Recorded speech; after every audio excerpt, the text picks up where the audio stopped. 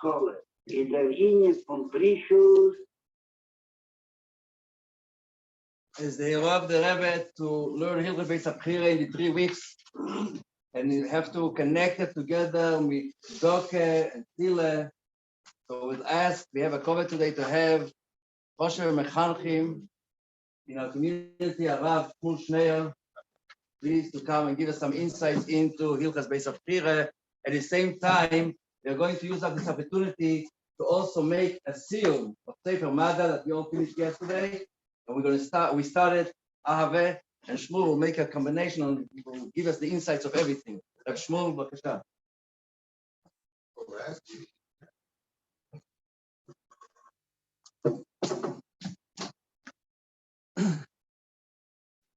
Okay. All right. So today we're going to learn about the Chayshin and the Urim V'Tumim. So Parshas Tetzaveh,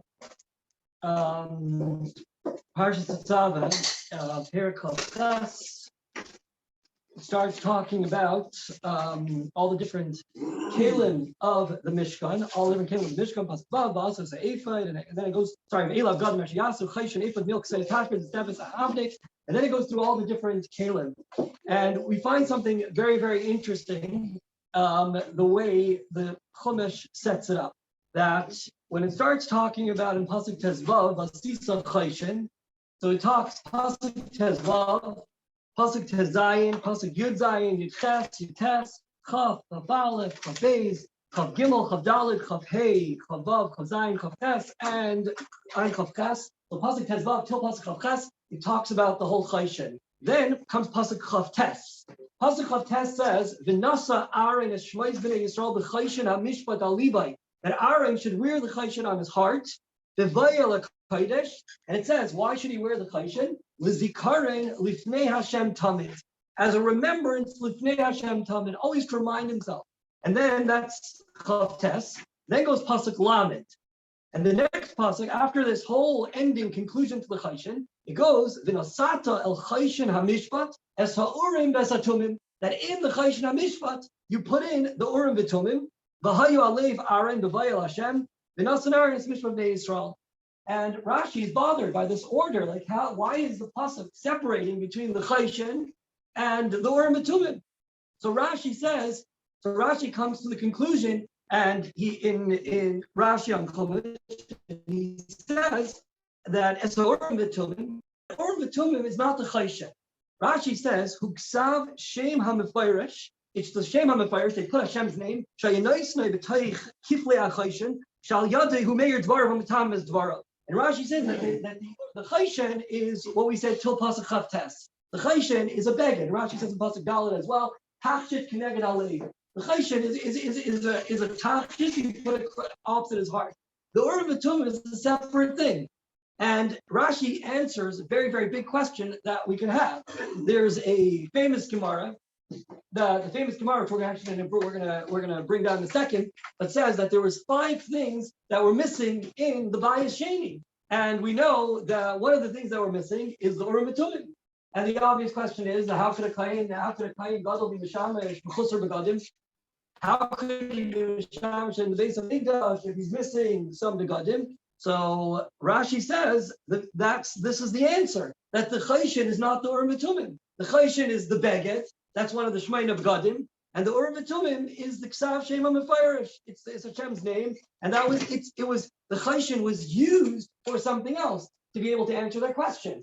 So that was a function that you did with the Chayshin, but it's not the Chayshin. The Chayshin is a Beged, and the Shem HaMefarish was the Urim V'Tumim, and that was something else called Urim V'Tumim, because through that it's Meir, through that it lights up, etc. So with this Rashi, so here we introduce Rashi's opinion. The Rashi holds that the Chayshin and the Urim V'Tumim are 2 separate things. There's a Chayshin, which is a Beged, and then there's the Urim V'Tumim, which was the Shem HaMefarish, and that answers the question how in the Bayis Sheni there was no Urim V'Tumim. So this way that Rashi learns, also fits very, very well based on the Gemara in Yuma, which is where it says that the Urim V'Tumim was missing. So the Gemara in Yuma is Azayit. It's based on Pirkei Avos, in Perik Hay. I don't know which Mishnah, I don't remember. But it says there that there were Asara Nisim, Nasu Beveis HaMikdash. There were 10 Nisim that happened. Perik Hay Mishnah Hay, easy to remember, 2 Hays. So Perik Hay Mishnah Hay. So it says there in Perik Hay Mishnah Hay that there were 10 Nisim, 10 miracles that happened. Now, Stam is not Hilchot Beis Abchira related necessarily, but it's just very interesting. I'm sure everyone thinks about this. So it goes through all the 10 things, and then it gets to the last things. It says, "V'lehizik nachash va'akro b'Yerushalayim la'olam le'amar adam l'chaveri tzar li hamakim shalom b'Yerushalayim." So the Gemara asked, "Well, minutes. We said there's 10 miracles that happened in the Beis Hamikdash, and then it's the last 2 are not in the Beis Hamikdash; it's in Yerushalayim." And the Gemara Taka says, there's 2 other ones. Actually, it's not that there's 8 here, and whatever you'll learn the sugya. Anyhow, the Gemara goes through a whole long sugya, Chaf Aleph Amud Aleph till Chaf Aleph Amud Beis, goes back and forth a little bit about what the 10 miracles were and why we only count these. We don't count other miracles that happened. But the 2 that the Gemara adds instead of the 2 that happened in Yerushalayim was that the rain never put out the fire on the wood, the Atzei Maracham. The rain never put the fire out. As well, the second miracle to make the number 10 in the Beis Hamikdash was that the rain never put away to mixed up the smoke. The smoke went in one way, and the rain never put it out. So the rain didn't take away the smoke, and the rain didn't take away the fire. So on that, the Gemara says, 1 minute. We know that there's a brisa that there were 5 things that were the Atzei Maracha. There were 5 miracles that happened, and the Gemara goes through what are the 5. That it was Revutza Ka'ari, it crouched like an Ari. I don't know exactly what that means. The smoke was like crouching like a lion. Barak Echama, V'Yeshva Mamish, or whatever. And then Ve'ena Malashon says there that it didn't make any smoke. So we said the 10th miracle was that the rain didn't put out the smoke. We have a brisa that says there was no smoke. Our answers, there were 2 fires. The brisa is talking about the fire. The brisa is talking about the fire that came from Shemayim. That's the one that the fire never put out. But that one didn't have any smoke. The fire that came from Shemayim. But the one that the Kaihanim made, the mitzvah lahavim and hedyet, that one, the fire, the rain never put out. Then the Gemara goes on and says, we said it was Revutza Ka'ari, that the smoke was crouching like a lion. So it says that there was another Amr of Chanina Sgana Kayanim. He says, I saw it, and it was Kikele. It wasn't like an Ari, it was like a Kelef. So the Gemara answers, Migdash Rishon, Migdash Sheni, that it was Migdash Rishon, Migdash Sheni. And this is the part that's really negaya to us, the Migdash Rishon and Migdash Sheni, that in one Beis Hamikdash was like this, and one Beis Hamikdash was like that. So on that, the Gemara says, 1 minute. And in Migdash Sheni, did we even have the smoke from the fire? But Rav Shmuel Barinya said, that he says, go up and build a Beis Hamikdash, and then I'll be appeased and be kavda, and I'll be honored. So the word be kavda is missing a hey. So we learned from that there were 5 things that were missing in the Bayis Sheni. And the Gemara lists Aaron, Kapyrus, Kruvim, Eish, Shechina, Ruach HaKodesh, and Urim Batumim. So one of the things that was missed, so it says here, there was no Eish, there was no fire. So what are you saying? Migdash Rishon, Migdash Sheni, it looked like this, looked like that. There was no fire B'chlal in the Migdash Sheni. So the Gemara says a very interesting thing, that the fire came down the fire came down from Shemayim, but it didn't help. Didn't do anything. There was a fire there, but it didn't help the burning. The burning only happened through the fire that the Kayanim made. So the Gemara answers basically there were 5 things that were missing, and the Gemara answers this contradiction: was there a fire, not a fire, and says that yes, the fire was there, but it didn't help. From this Gemara, it sounds that this chiddush that the fire was there. That means the Gemara's assumption is when we say there were 5 things missing, they were missing literally. They all weren't there. Now, if you're counting, there's actually more than 5. Rashi says 3 are the same. The Aaron, the Kapyrus, and the Kruvim are all 1. So that's why there's 5. Anyhow, the bottom line is, from this Gemara it sounds that they were all not there. Then the Gemara comes like Gevaldik Chiddush and says, no, it was there, but it didn't function. So what does it sound like? The Urim Batumim that we mentioned wasn't there in the Bayis Sheni. It wasn't there at all. So that would fit very well according to Rashi, and that's how Rashi holds that there was no Urim V'Tumim. The Urim V'Tumim is different than the Chayshin. It's the Pashtos Gemara. It's the simplest way of learning the Gemara. Not only in Pshuti Shal Mikra, based on, we said, the wording of the Psukim. Means in Pshuti Shal Mikra, it's based on the wording of the Psukim. Until Pasuk of Tes, we have one subject. Then we close the subject and a new Pasuk Urim V'Tumim. So that's based on a Pshuti Shal Mikra understanding. But even the Rebbe says in the Aral Derech HaHalacha that even in a halachic perspective, it would fit with the Pashtos Gemara. That's the assumption is all these 5 things were completely missing in the Bayis Sheni. And the Gemara says, but the fire was there, but it didn't work. So there's a chiddush about the fire, but the Urim V'Tumim wasn't there. And that's Rashi's opinion. So that's Rashi's approach about the Urim V'Tumim. On this Gemara, right away, there's a Taisvis. Taisvis on the Gemara says like this. When it says in the Gemara that in the Bayis Sheni there was no Urim V'Tumim, Taisvis says, Urim V'Tumim havu. There was an Urim V'Tumim. And the Taisvis says, She'im like Cain, because if there was no Urim V'Tumim, the Kohen Gadol would be missing his clothing. How could you have a Kohen Gadol without an Urim V'Tumim? So Taisvis says, no, there was an Urim V'Tumim. Rather, Taisvis answers, They didn't answer. They didn't ask. Now, I'm not sure if they didn't ask because they knew it didn't answer, but the point is, it didn't work. I mean, the Urim V'Tumim was there. Physically, the Urim V'Tumim was there, but it didn't answer any questions. So they didn't have the Ruach HaKodesh aspect of the Urim V'Tumim, but the actual Urim V'Tumim was there. So here we see there's already some sort of argument between Rashi on Chumash and Taisvis here, also in the Gemara. Now, when we open the Rambam in Hilchos Beis HaBchira, you open the Rambam in Perek Daled of Hilchos Beis HaBchira in Perek Daled. So the Rambam also says very similarly to Taisvis, Take me too long to find it. By the time I find it, it'll be already finished. So the Rambam says also the same thing. I don't remember exact lashon. I apologize. But the Rambam says that also he talks about that there was an Evan and they hit things. And he says also in the Bayis Sheni, the Urim V'Tumim was there, but it didn't answer. So the Rambam and Taisvis go with the same approach.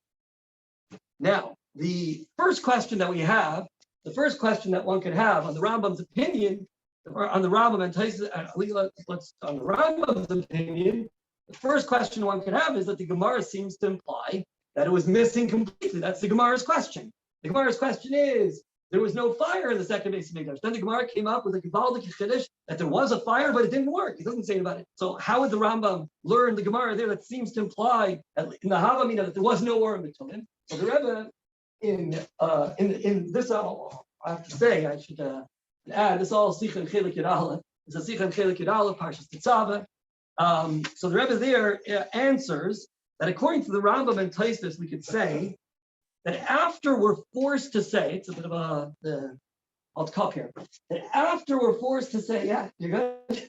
After we're forced to say that the Eish was there, that the fire was there. We're forced to say the fire was there because it's a contradiction. He says he saw the fire. That's the fire was there. He said he saw the fire. You can't argue with Chanina Sigana Kain. He said he saw the fire. Ruvuta Kikelev. He saw the fire there. So after the Gemara comes up with this chiddush that the fire was there, the Gemara is talking dealing only with the fire, but we could apply the same thing to the Urim V'Tumim. It was there and it didn't function, just like the fire. Just like the fire was there, but it didn't help out. Urim V'Tumim also. And the Rebbe goes a step further, that actually to say the Urim V'Tumim was there and it didn't function is not a big chiddush. Just think of a device without batteries. So you have a device, you have Urim V'Tumim, you have a Chayshin Urim V'Tumim, it's a device. There's no batteries, it doesn't work. But to say that there was a fire and it's not burning, that's a very big chiddush. So once the Gemara gives us this bigger chiddush, it's not such a big deal to say the Gemara didn't mention that there's an Urim V'Tumim that didn't function. So that's how the Rebbe deals with the Gemara in Yuma that seems to imply that there was no Urim V'Tumim. But here comes the second part where the Rebbe says that actually we could magnify the machlokes. We can make the machlokes bigger, but actually we'll end up making the machlokes a lot more clear. There's some Mefarshei Rambam, not all. I believe the Kesef Mishnah doesn't learn like this, but some Mefarshei Rambam actually say that the Urim V'Tumim was not the Shem HaMefayresh. Rashi says, what's the Urim V'Tumim? It's the Shem HaMefayresh that they put into the folds of the Chayshen. There are Mefarshei Rambam who say it's not. That's not the Urim V'Tumim. The Urim V'Tumim was the actual Chayshin itself. The Urim V'Tumim was actually the stones of the Chayshin. And the first raya the Rebbe brings is that if you look in Hilchos Klei HaMikdash, Perek Tes, I believe it is, in Perek Tes, you don't find anywhere where it talks about the Shem HaMefarish and that they put anything into the Chayshin. You don't find anywhere. The Rambam doesn't mention. He mentions the Chayshin, mentions all the names, the stones, everything, and he doesn't mention anything about the Shem HaMefarish being inserted into the Chayshin. So that's the first. So again, there's a Farshei Rambam that say it's the Avnei HaChayshin, it's the stones. The first raya is Rambam doesn't mention it. Number two, in Pirush HaMishnayos, the Rambam says the Shamir, the worm over there that cut through the stones, he uses the expression Nachash Chayfer Avanim Ubay Pischu Urim V'Tumim. That this Nachash snake was cutting through the stones, and that's where you open the Urim V'Tumim. So it sounds like in the stones was the Urim V'Tumim, and even more, which is the most interesting, is that on Perek Chavches Pasuk Daled, where it says Vastisas HaChayshin, says you should make the Chayshin. Rashi says Tachshit Keneged Alev.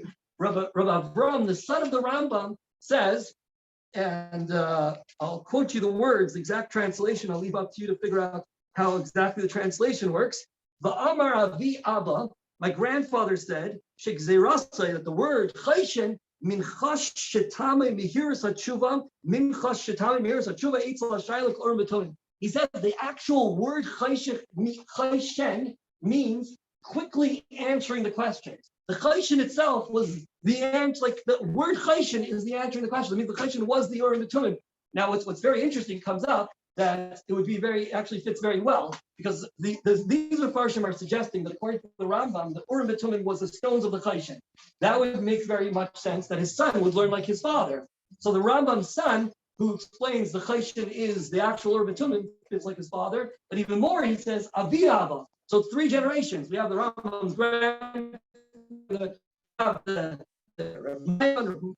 Rambam, and then his son learning this idea that it was the Avnei HaChayshin. Now, obviously, if the Urim V'Tumim, you can understand that it had to be there the Bayis Sheni. Obviously, the stones of the Chayshin needed to be in the Bayis Sheni. So obviously, Taisvis and Rambam need to learn that it was there, but it didn't work. Because you can't say, if you say it's a Shem HaMefarish, if you say it's Hashem's name that was added, and you say it's not really the Chayshin, you can learn like Rashi and say, okay, the Shem HaMefarish wasn't there. But if you're learning that the V'Tumim is the actual Chayshin, then obviously it had to have been there, which it didn't work. Anyways, I have to cut it here. It also fits with another Gemara. But I need to see him on Abba and see him on the beginning of Abba. Haskalah, see him Haskalah. Yeah, I got it right now. So there's one interesting Gemara. It says that when they asked, we'll finish 9:23 and what? No, oh yeah, it's time. So it says that when they asked, it says in the Gemara the way that they in Yuma and Gimel, it says how they used to ask the Chayshin. So it says in the Gemara that it went Klape Shechina, that they asked towards the Shechina. So Rashi says he looked down. He looked down because Rashi says there was a Shem HaMefarish, that's Shechina. The Rambam says he looked towards the Aron, because according to the Rambam, there's no Shem HaMefarish. So what's the Shechina? The Shechina was the Aron. That's here you see these 2 opinions, how they fit in other Gemaras, reads other places where this also works. Anyhow, the bottom line is that the Siyam of Sefer Mada, and the beginning of Sefer Ava, we don't need to talk too much because they mamish fit together. Beautiful. It's mamish beautiful. Shkoyach, forgive me this one. Not the other one, because this one's an easy one. So Davar Yadu Avar, it's such a known, it's a known thing. She'ein Abbas HaKadosh Baruch Hu Niksheres B'Liba Yishal Adam and Sheyishka B'Tamit Torah. Now, when will the Abbas Hashem be in your heart? You want Abbas Hashem to be in your heart? You have to toil. You have to be tamid. And the beginning, and everyone should toil according to their abilities. Lahavin Lahaskel L'Chachmes L'Tunas. Everyone according to their abilities has to toil. But the Rambam says, if you want the Abbas Hashem to be with you, the whole Mada, you want Mada to be with you, you have to toil. What's the beginning of Abba? Hamayim B'chol Yayim, twice a day you say Kriya Shema, whether it's night, whether it's day, and they're having a Sikha in Chelik Yudalad, the beautiful Sikha we learned, in Chelik Yudalad, whether it's night by you, you're feeling you're not so uplifted, whether it's day by you, you're very happy in Avodas Hashem. It's Hamayim B'chol Yayim, it's always morning and night. You always need to continuously strive and go higher and higher in your Avodas Hashem. And I just want to conclude with the end of the Sikha of the Chayshin, and this is Taka, the conclusion. So Chayshin is the gematria, the same words as Nachash. Nachash HaKadmaini, Aver is Golus. Chesed is the same gematria as Mashiach. So when we do Krishma, we learn Krishma, we're inspired, whether we're inspired to do Avodas Hashem the whole time, we take the Nachash and we bring about Mashiach.